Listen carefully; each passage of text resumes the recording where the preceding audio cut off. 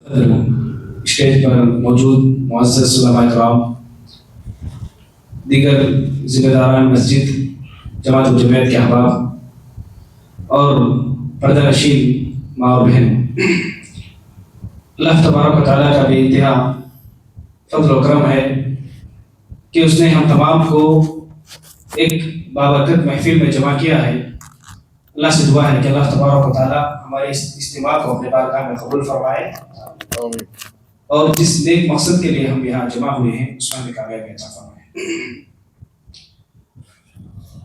معزز حاضرین، یہ ہمارے لیے بڑی سعادت مندی کی بات ہے کہ آج علماء کرام کی ایک جماعت ہمارے درمیان موجود ہے۔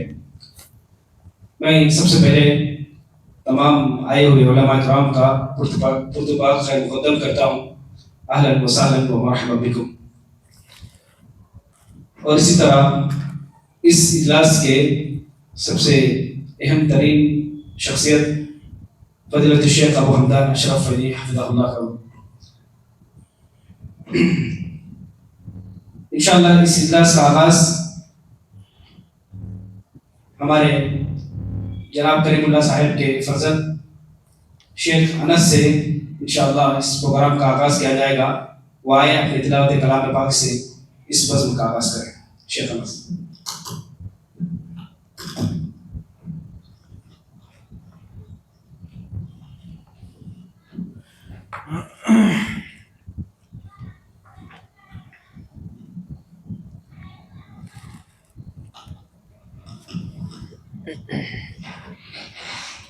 السلام علیکم ورحمۃ اللہ وبرکاتہ۔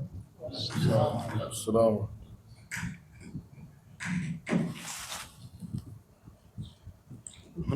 أرأيت الذي يكذب بالدين فذلك الذي يدع اليتيم ولا يحث على طعام المسكين فويل للمصلين الذين هم عن صلاتهم ساهون الذين هم يراءون ويمنعون الماعون۔ السلام علیکم ورحمۃ اللہ۔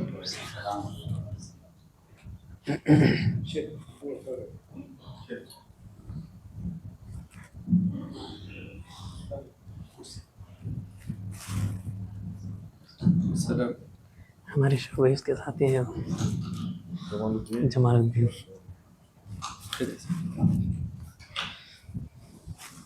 اس کے بعد میں اجلاس کے آغاز کے لیے شیخ توفیق عمری فیضی اللہ سے گزارش کرتا ہوں آپ اپنا خطاب ہم سامعین تک پہنچائیں۔ فلیتفضل مشکور۔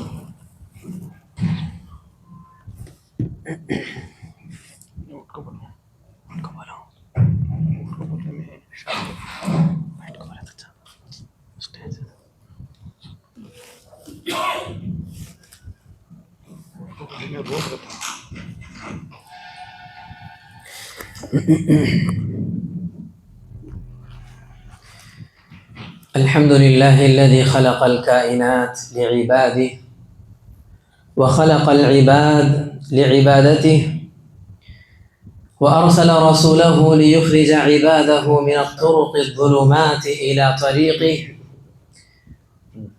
وأنزل الكتاب على رسوله ليخرج عباده من الظلمات إلى نوره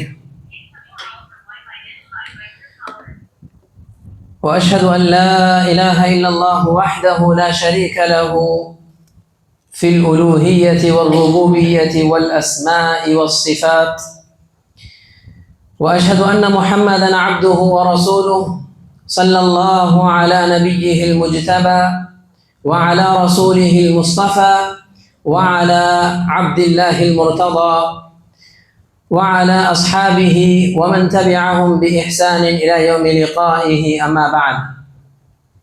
قال الله سبحانه وتعالى في ابتداء سورة المؤمنون: أعوذ بالله من الشيطان الرجيم، بسم الله الرحمن الرحيم، قد أفلح المؤمنون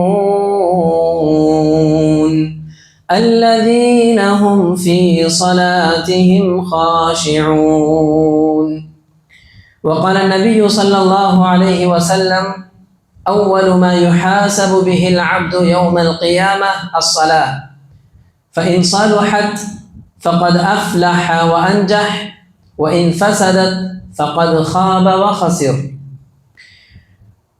قابل احترام علماء کرام اور حاضرین مجلس، تمام قسم کی تعریفیں اس اللہ وحدہ لا شریک لہ کے لیے لائق و زیبا ہے، جس نے میرا اور آپ کا شمار امت محمدیہ میں کیا، جس نے مجھے اور آپ کو اس باسعادت با رونق محفل کے انعقاد کی توفیق دی.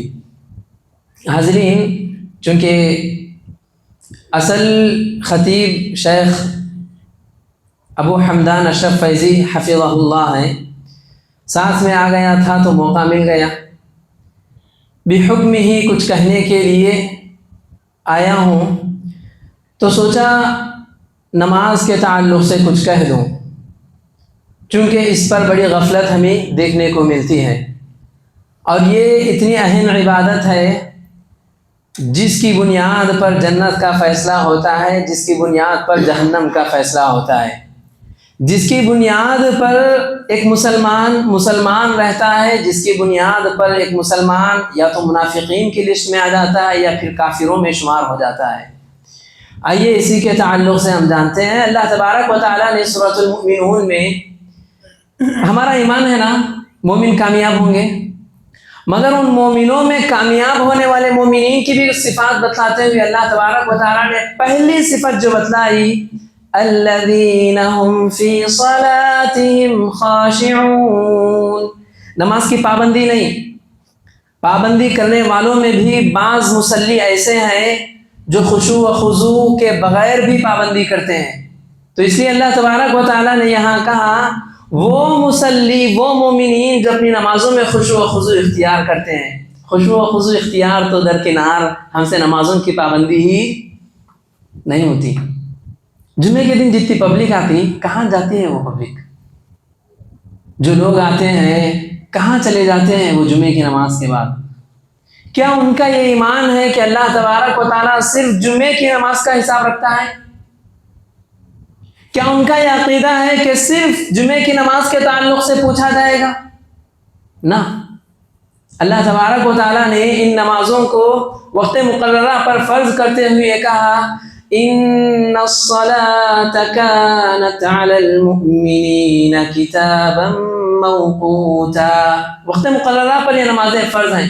تو انشاءاللہ کچھ لمحات میں اس تعلق سے، نماز کے تعلق سے پڑھنے والوں کے لیے کیسی فضیلتیں ہیں اور نہ پڑھنے والوں کے لیے کیسی وعیدیں ہیں، کچھ باتیں بتا کر اپنی جگہ لیتا ہوں. دیکھیے، اللہ تبارک و تعالیٰ اپنے بندوں کے تعلق سے جانتا ہے، اس لیے اللہ تبارک و تعالیٰ نے اہم عبادتوں کی جہاں فضیلتیں بیان کی ہیں پڑھنے والوں کے لیے، ان عبادتوں پر عمل پیرا ہونے والوں کے لیے وہیں پر ان عبادتوں سے کنارہ کشی اختیار کرنے والوں کے لیے بھی سخت وعیدیں آئی ہیں. میں آپ میں سے ہر ایک سے سوال کرنا چاہوں گا، اسلام کے کتنے ارکان ہیں؟ جی 5. مسلمان ہونے کے بعد جو چیز ہم پر سب سے پہلے فرض ہوتی ہے وہ کیا ہے؟ جی شہادت ان لا الہ الا اللہ وان محمد رسول اللہ. جو شخص اس بات کی گواہی دے دیتا ہے کہ اللہ کے سوا کوئی معبود برحق نہیں ہے اور اللہ کے نبی جناب محمد رسول اللہ صلی اللہ علیہ وسلم اللہ کے بھیجے ہوئے پیغمبر اور اس کے بندے ہیں، اس کی گواہی دینے کے بعد سب سے پہلی چیز، سب سے پہلی عبادت ہم پر کون سی فرض ہوتی ہے؟ نماز. حضرت عبداللہ بن شقیق العقیلی رحمہ اللہ کہتے ہیں، ہم نے صحابہ رسول میں سے ہر ایک کو اس بات پر گواہی دیتے ہوئے دیکھا ہے کہ صحابہ رسول کا طرز عمل یہ تھا، آپ اللہ کے رسول کے عہد میں بھی اور نبی کریم صلی اللہ علیہ وسلم کی وفات کے بعد بھی کوئی بھی ایسا عمل نہیں تھا جس کو چھوڑنے پر کفر کا فتویٰ دیتے تھے سوائے نماز کے. تو بہرکیف مجھے آپ بتلائیے، جو شخص مسلمان ہو جاتا ہے نماز کو سائیڈ میں رکھتے ہیں کچھ لمحات کے لیے، نماز کے بعد کون سا رکن ہے؟ زکوٰۃ ادا کرنا.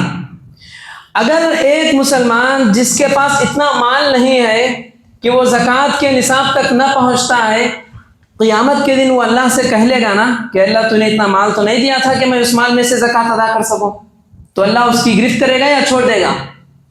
چھوڑ دے گا۔ کسی کو ڈاؤٹ ہے؟ نہیں۔ اس کے بعد کون سا رکن ہے جی؟ سیام۔ اگر کوئی اتنا بیمار ہے کہ وہ روزے نہ رکھ سکا اور اس کا کفارہ ادا کرنے کے لیے اس کے پاس اتنا مال بھی نہیں ہے کہ وہ کسی کو کھلا سکے، کسی کو کپڑے پہنا سکے، تو وہ قیامت کے دن یہ کہہ کر بچ سکتا ہے نا کہ اللہ جسم میں صحت نہیں تھی، باڈی میں طاقت نہیں تھی کہ میں بھوک پیاس برداشت کر سکوں، تیری خاطر روزے رکھ سکوں، اور اس کا کفارہ ادا کرنے کے لیے اتنا مال بھی نہیں تھا کہ میں روزے کا کفارہ ادا کر سکوں، وہ بچ سکے گا نا؟ کیا خیال ہے؟ ڈاؤٹ سے بول رہے ہیں بھائی، بچے گا نا؟ اس کے بعد کون سا رکن ہے؟ حج، سب پہ فرض ہے۔ وَلِلَّهِ عَلَى النَّاسِ حِجُّ الْبَيْتِ مَنِ اسْتَطَاعَ إِلَيْهِ سَبِيلًا، مستطیع پہ ہی فرض ہے۔ اب ہم جیسے غریبوں پر ایسے ہی حالت میں وفات ہو گئی حج کیے بغیر، اللہ کل سوال کر لے تو ہم کہیں گے نا اے اللہ اتنا مال نہیں تھا کہ تیرے گھر کا ہم طواف کر سکیں، تیرے گھر کا ہم دیدار کر بچ سکیں گے کہ نہیں بچ سکیں گے؟ ہاں۔ کتنے رکن عذر کی بنا پر بچ پائیں گے؟ 4، 3۔ شہادتین پہلا رکن، نماز دوسرا رکن، یہ 2 رکن کے بعد کتنے رکن بچے؟ 3 ارکان پر عذر کی بنا پر ہم بچ سکتے ہیں۔ مجھے آپ بتائیے کوئی نماز کے یہ جو رکن ہے اس پر عذر پیش کر سکتا ہے؟ ایک صحابی آتے ہیں اللہ کے نبی سے درخواست کرتے ہیں اللہ کے نبی بیمار ہوں، نماز سے رخصت نہیں مانگ رہا ہوں، بس کھڑنے کی استطاعت نہیں ہے، کیا کروں؟ آپ کو معلوم ہے اللہ کے نبی کیا بولے؟ بیٹھ کے پڑھیے۔ بیٹھ کے نہیں پڑھے تو پھر بیٹھ کے بھی نہیں پڑھ سک رہے بھائی، بیٹھنے بھی نہیں ہو رہا، سر پھر جا رہا، گر جا رہے۔ ہاں کیا بولے اللہ کے نبی؟ لیٹ کے پڑھو۔ کوئی عذر ہے یہاں پہ؟ ایک نابینا صحابی آئے اللہ کے نبی کے پاس، آ کر کہنے لگے اللہ کے نبی نابینا ہوں، دیکھ نہیں سکتا، دیکھ کر راستے پہ چل نہیں سکتا، اور اس وقت کی گلیاں کانٹے دار، پتھریلی، نہ جانے کیسے کیسے بچھوؤں کا سامنا کرنا پڑتا تھا۔ اللہ کے نبی نے کیا سوال کیا؟ اسمعت النداء، کیا مؤذن کی آواز آپ کے کانوں تک پہنچتی ہے؟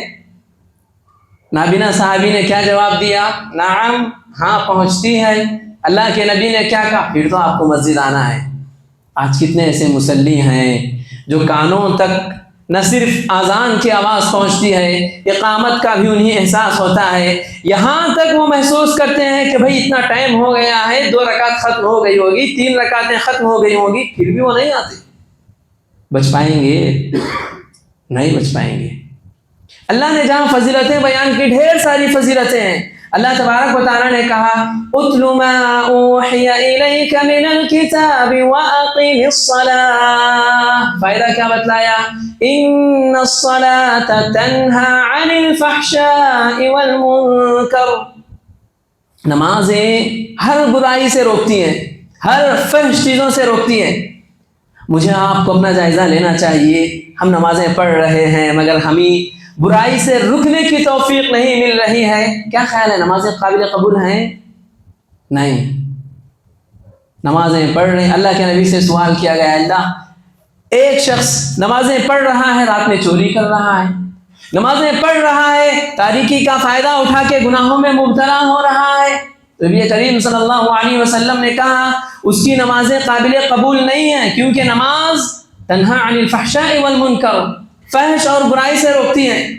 جہاں اللہ تبارک و تعالیٰ نے فحش اور برائی سے روکنے کی فضیلت بیان کی، وہیں پر نبی کریم صلی اللہ علیہ وسلم نے صحابہ کے درمیان ایک مرتبہ کہا ارأیتم لو ان نہرا بباب احدکم یغتسل فیہ کل یوم 5 مرات، کیا خیال ہے آپ لوگوں کا اگر آپ میں سے کسی ایک کے گھر کے پاس ایک صاف و شفاف پانی والی نہر ہے جس میں وہ ہر دن 5 مرتبہ غسل کرتا ہے، هل یبقى من درنہ شیء، صحابہ سے سوال کرتے ہیں کیا اس کے جسم سے میل کچیل باقی رہے گا؟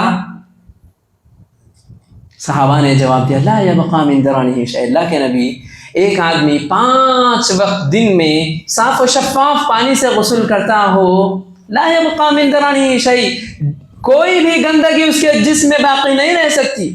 نبی کریم صلی اللہ علیہ وسلم نے اس مثال کو بیان کرنے کے بعد کہا کذالک الصلوات الخمس، 5 وقت کی نمازیں بھی اسی طرح ہیں۔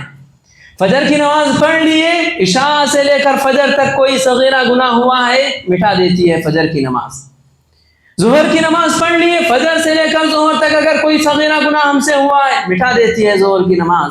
عصر کی نماز پڑھ لیے، ظہر سے عصر تک کوئی صغیرہ گناہ ہوا ہے مٹا دیتی ہے عصر کی نماز۔ اسی طرح 5 نمازیں ہر صغیرہ گناہوں کو مٹاتی ہیں۔ آیت میں بتایا گیا نماز برائی سے روکتی ہے، اور حدیث میں بتایا گیا برائی اگر ہم سے سرزد ہو جائے، بحیثیت بشر ہم سے لغزشیں ہو گئی تو یہ نمازیں ان گناہوں کو مٹا دیتی ہیں۔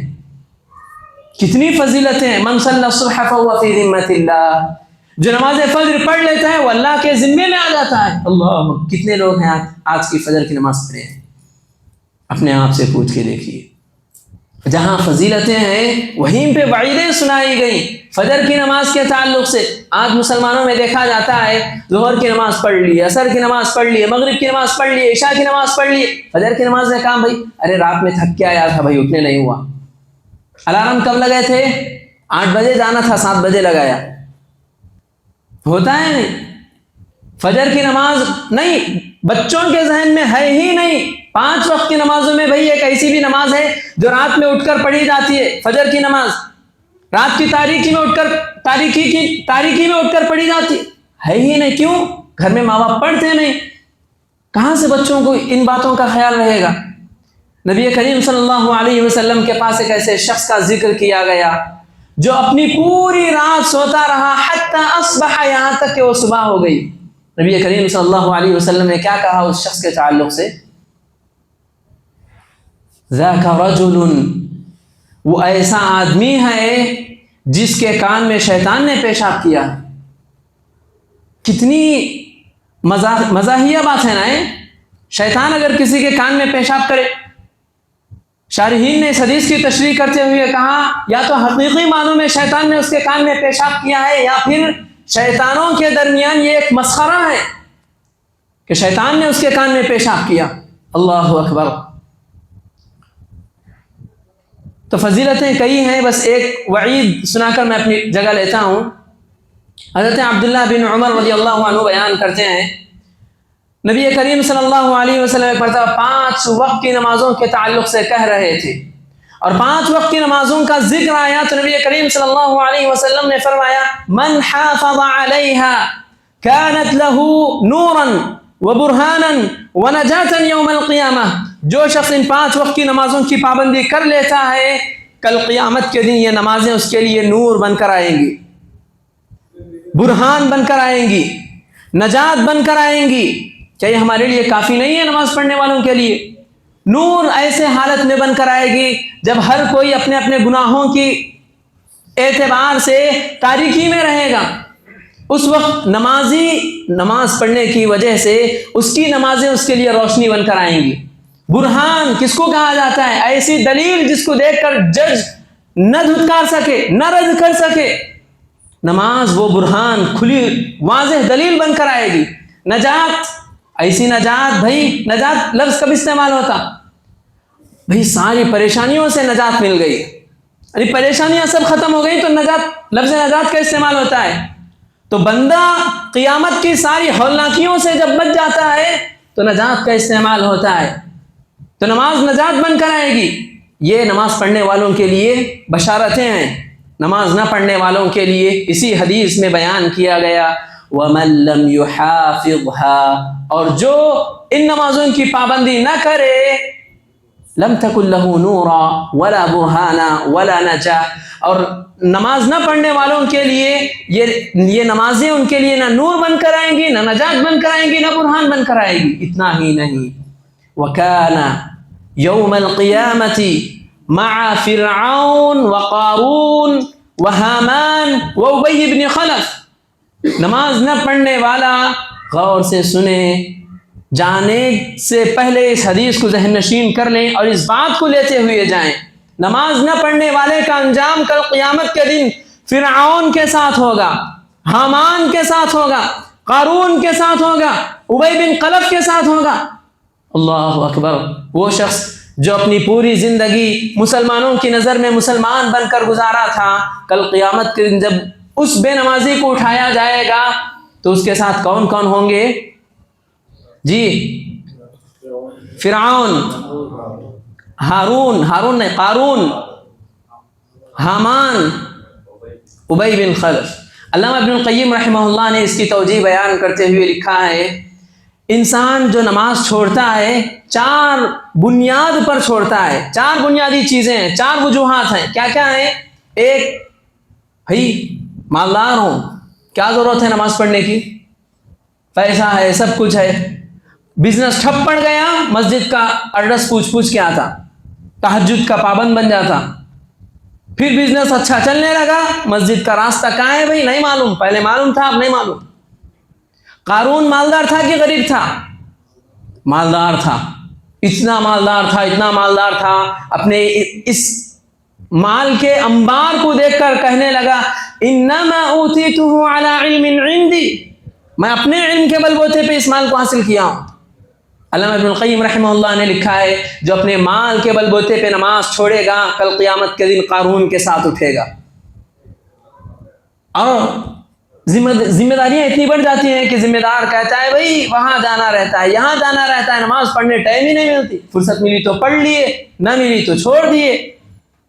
فرعون حکومت تھی، بادشاہت تھی، سلطنت تھی، جابر تھا، ظالم تھا، اپنے آپ کو اللہ کہنے والا تھا۔ علامہ ابن القیم رحمہ اللہ نے لکھا ہے، جس کو اس کی سلطنت لے ڈوبے گی، نماز پڑھنے سے روکے گی، کل قیامت کے دن وہ فرعون کے ساتھ اٹھے گا۔ حامان وزیر تھا، اور وزیر کی ذمہ داریاں بادشاہ سے زیادہ ہوتی ہیں۔ بادشاہ بیٹھے بیٹھے حکم چلاتا ہے، وزیر ادھر گیا یہ پیغام لے کے، ادھر گیا وہ پیغام لے کے، وہاں گیا وہ کام کروایا۔ اپنی ذمہ داریوں کو جو وجہ بنا کر نمازیں چھوڑتے ہیں، وہ کل قیامت کے دن حامان کے ساتھ اٹھیں گے۔ ابی بن خلف کتنا بدبخت شخص تھا جانتے ہو؟ اسلام کو مٹانے کی ناپاک سازشیں، اور یہ وہ بدبخت تھا جس کو اللہ کے نبی نے اپنی زندگی میں ایک شخص کو قتل کیا تھا، وہ یہی تھا۔ کون تھا؟ ابی بن خلف۔ اور یہ مشہور ہے، بدترین لوگ ہیں وہ جو یا تو نبیوں کو قتل کیے ہوں یا نبی ان کو قتل کیے ہوں۔ تو ابی بن خلف ایسا بدترین شخص تھا جس کو اللہ کے نبی نے قتل کیا تھا، اللہ کے نبی نے موت کی گھاٹ اتاری تھی۔ تو یہ 4 بدبخت قسم کے لوگوں کے ساتھ بے نمازی کا انجام ہوگا۔ نبی کریم صلی اللہ علیہ وسلم نے فرمایا، العہد الذی بیننا وبینہم الصلاۃ فمن ترکها فقد کفر۔ ہمارے اور ان کے یعنی مسلم اور غیر مسلم کے درمیان جو حد فاصل ہے، جو فرق کرنے والی چیز ہے، وہ نماز ہے۔ فمن ترکها، جس نے اس کو ترک کیا، فقد کفر، وہ کافر ہوا خلاص۔ اس میں کسی کا کوئی دو رائے نہیں ہے، کسی کا کوئی مشورہ نہیں ہے۔ صحابہ اپنے دوستوں میں، اپنے ساتھیوں میں اگر کسی کو پہچانتے تھے کہ یہ مسلمان ہے کہ منافق ہے، اس کو نمازوں میں تلاش کرتے تھے۔ نمازوں میں اگر نہ دکھے تو اس کی جانچ پڑتال کرتے تھے، بھئی صحت ٹھیک تو ہے، بیمار تو نہیں ہوا، صحت ہے، تندرست ہے، مگر نمازوں کو نہیں آ رہا، تو اس کو منافقین کی لسٹ میں شمار کرتے تھے۔ کیسی وعیدیں ہیں۔